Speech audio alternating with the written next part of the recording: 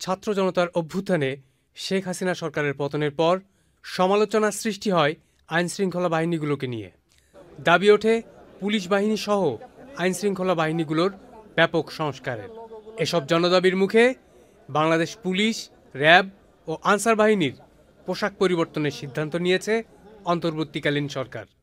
আজ সোমবার সচিবালয়ের আইনশৃঙ্খলা সংক্রান্ত উপদেষ্টা কমিটির সভা শেষে সংবাদ সম্মেলনে এই তথ্য জানান স্বরাষ্ট্র উপদেষ্টা লেফটেন্যান্ট জেনারেল অবসরপ্রাপ্ত মোহাম্মদ জাহাঙ্গীর আলম চৌধুরী।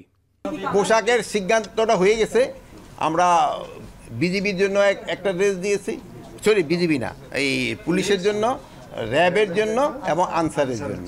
সংবাদ সম্মেলনে জানানো হয় পুলিশের পোশাক হবে লোহার বা আয়রন রঙের, র্যাবের পোশাক হবে জলপাই বা অলিভ রঙের, আর আনসারের পোশাক হবে সোনালী গমের গোল্ডেন হুইট রঙের। পুলিশ, র্যাব ও আনসারের পোশাক পরিবর্তন সম্পর্কে স্বরাষ্ট্র উপদেষ্টা জানান, সবার মন মানসিকতার পরিবর্তন করা জরুরি, আর সেজন্য পুলিশ, র্যাব ও আনসারের পোশাক পরিবর্তন করা হচ্ছে। পোশাকের সাথে সাথে সব কিছু, মন মানসিকতা সব কিছুরই পরিবর্তন দেয়। তো আমি বারবার একটা বলি, আপনারা কিন্তু একটা ক্ষেত্রে হলো সবচেয়ে বেশি জোর দেবেন, এই হলো দুর্নীতি। আপনারা যদি দেশ থেকে দুর্নীতিটা রোধ করতে পারেন, অনেক সমস্যারই সমাধান হয়ে যাবে।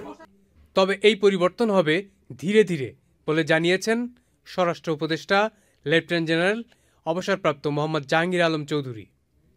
আর এ সময় এসব পোশাকের ডেমোও দেখানো হয়।